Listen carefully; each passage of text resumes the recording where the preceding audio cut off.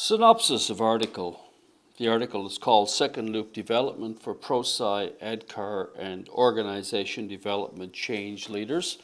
My name is Aaron Kavanagh. The publication details. The article is in the book Practicing Organization Development, 4th edition, and it's coming out in 2015. The editor is Roland Sullivan, and this, of course, is the 4th edition of his groundbreaking book in this area of organization development. The publisher is Wiley. The book, my understanding is that it's online and available on demand in print form. This is a picture of me. This is what I look like. I will be outlining what's more or less what's in the book. It will be mostly about addressing questions in the book, or in the article actually, and at the end of reading the questions, which I believe are very, very important, I will then read the abstract. So this paper addresses many questions pertaining to organizational change in the new economy. I propose that these questions are very important for the related fields of organization development and change management. This paper also proposes double loop learning to address leadership development for change leaders. Double loop learning is the ability to reflect and learn from what is created in one's practice as well as the thought process itself. Double loop learning is also known as reflective practice, and the term reflective practice was coined by Professor Donald Shoren, who worked with Chris Agaris for many, many years on developing double loop learning. Questions addressed in this article. What are core strengths of organization development that make it relevant in today's turbulent economy and emerging business models in which disruption of the current state and way of doing things is the new norm? Amazon is an example. So is LinkedIn, and there are many other ones, particularly related to technology and how we participate in technology. What is a current successful change management model that contains similar elements as organization development and could be considered as forward-leaning? What is an alternative to solution-forced or imposed change, and what are the elements of such an alternative? What is the significance of employee resistance to change? Resistance is common. What is the significance of building trust, cooperation, and use of employee local knowledge during organizational change projects? Local knowledge is often not on the books of the organization, although knowledge management efforts such as communities of practice are trying to mine those forms of knowledge. I'm not aware of the success of this yet, but certainly the efforts are there. Nevertheless, local knowledge is now considered very important. How are these three areas, trust, cooperation, and employee local knowledge, how do they constrain or positively impact change projects? If theory, as Kurt Lewin suggested, is a form of practice that brings about social action, what is the significance of Lewin's model for change in current times? Remember, Lewin coined the quotation, "There's nothing quite as useful as a good theory." And another quotation, "If you want to really understand it, just try and change it." Lewin's model is often misquoted by change management models, and this is dealt with in the paper, in the article. What is the role of power in change management projects? We often understand power in a kind of an applied approach, certain organizational models of power. There are other models out there, and we're looking at those models as well. People are always mobilizing power, whether the people are at the top, in the middle of the organization, or at the very bottom. Everybody is mobilizing power in one way or the other. And of course, Barry Oshery's work does a great job of explaining how the people on the bottom and the people in the middle and the people at the top are often mobilizing different forms of power that creates a certain tensions in organizational stability as well as organizational change. What business trends have played a role in how organization development strayed from the managed change vision originally outlined by Richard Beckhard? Now, some of the OD scholars have recently expressed concern that OD has not kept up with the changing business world. What is the difference of imaginative gridlock? When threats are bigger than opportunities, just throwing in some SWOT analysis terms here, and the importance of emancipating the imagination. That's a term coined by social psychologist Ken Gergen and his writing partner, Thatchin Curry. Some great stuff in their article, written in 1996. It's in the reference section. What can we learn from the change project that led to the Renaissance and the discovery of the New World? That was one of the first change projects that ever occurred, and we are still experiencing the benefits of that, hundreds of years later. What might be significant about a social or solution-focused, not solution-forced, solution-focused or collaborative approach to change management? Considering that employees are intelligent observers of change leaders, who would have known? What are the three most important areas for change leadership development? Change leaders are always under observation, and employees often have pretty good ideas what they need to do to be effective. What would be required as skills for change leaders to develop these three areas? What role can social psychology play in creating applied theory for change management? Social psychology is pretty much what founded the national training labs that spawned the T group trainings from which organization development emerged from in the 1960s. What can change leaders do to invite a binocular, which means enhanced visioning, meaning leaders and followers working together collaboratively with peripheral vision and central vision combined instead of a monocular approach to collaboration? What can we learn from developing countries who are engaged in organization development, and how can we contribute? New information, new ideas, fresh ideas are always important and can be very, very beneficial to a field that's been around for approximately 50 years.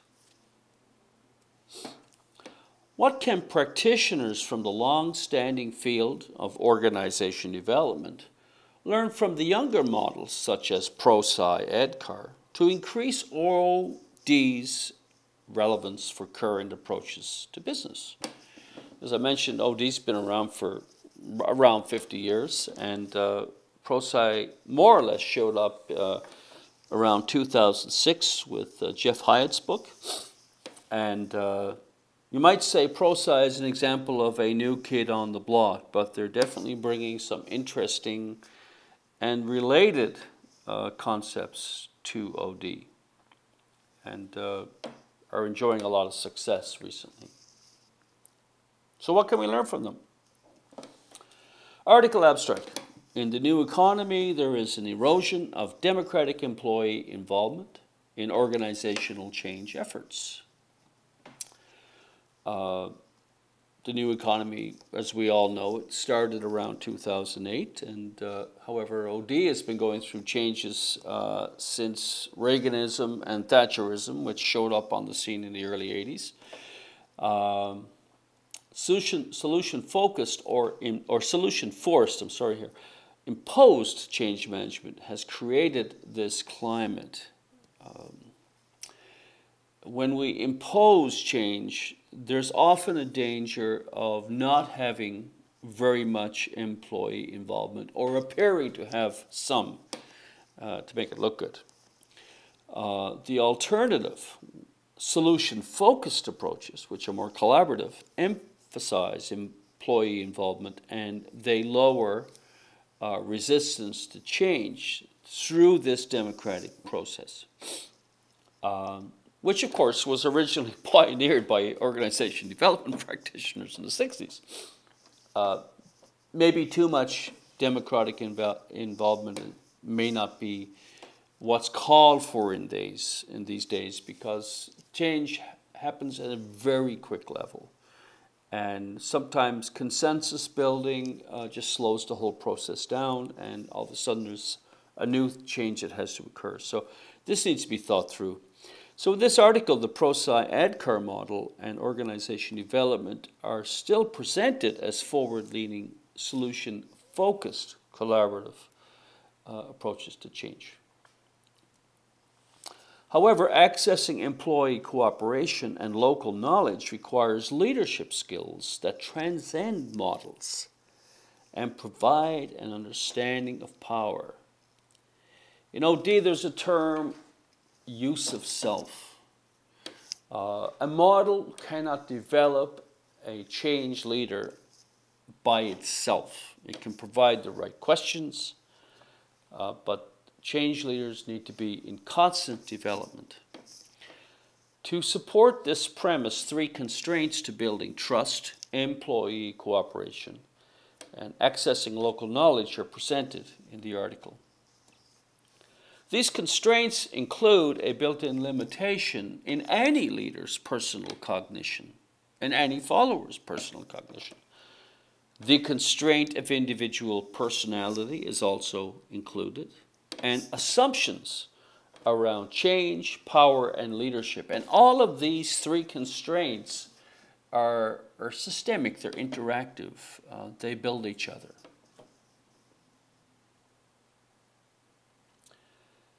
To address these constraints, this article presents a second loop learning approach for change leaders, also known as double loop learning.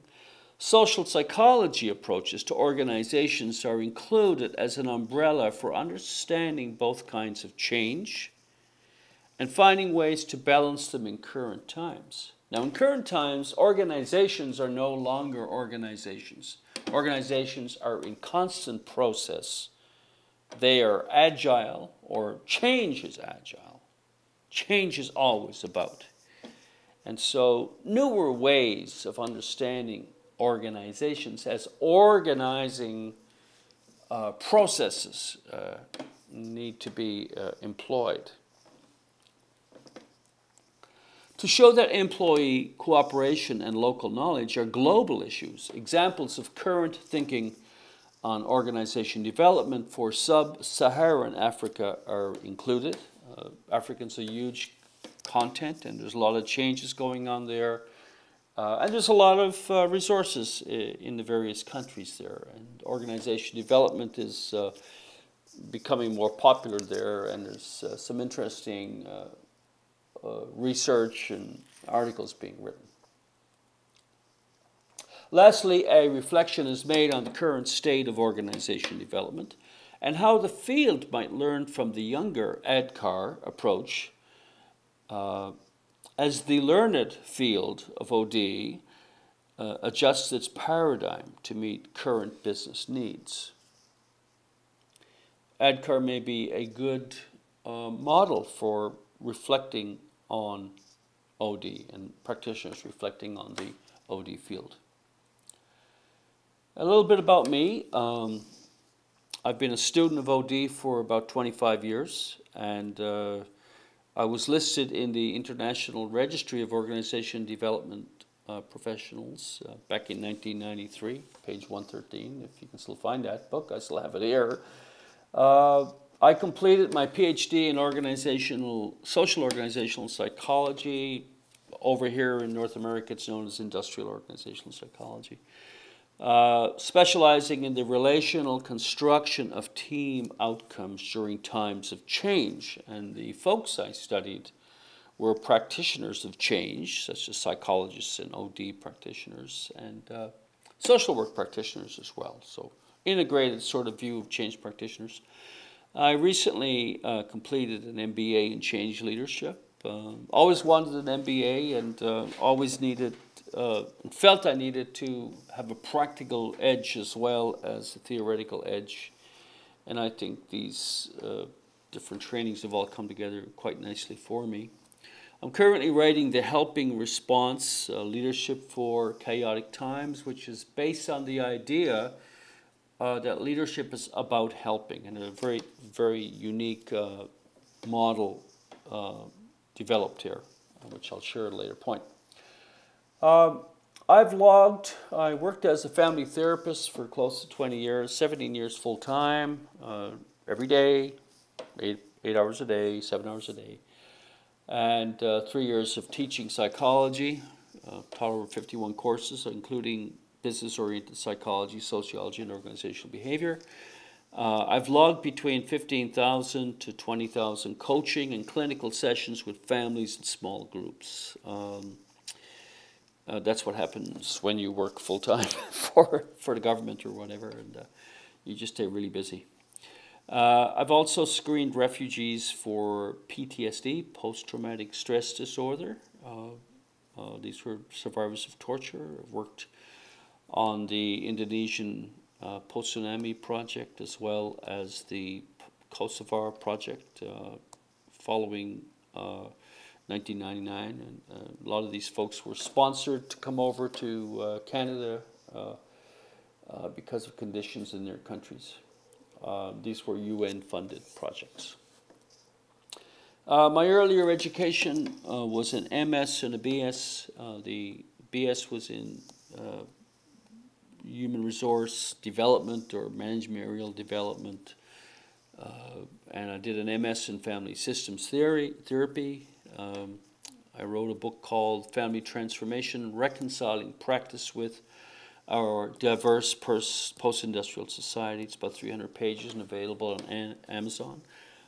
In terms of applied research, I've had an interest in post-industrial society now pretty much for 25 years, and a sense that nothing is stable.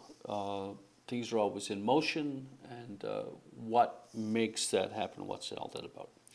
So I hope you enjoy the article when it comes out, which will be in 2015, and you get value from it. I know that I worked on it intensely for about a month, and I've just had a great time doing it, and also it's certain whenever I do something like this, it really stretches me because I'm thinking of my audience and wanting to make a difference and add value to their perspective as much as possible. So thank you very much.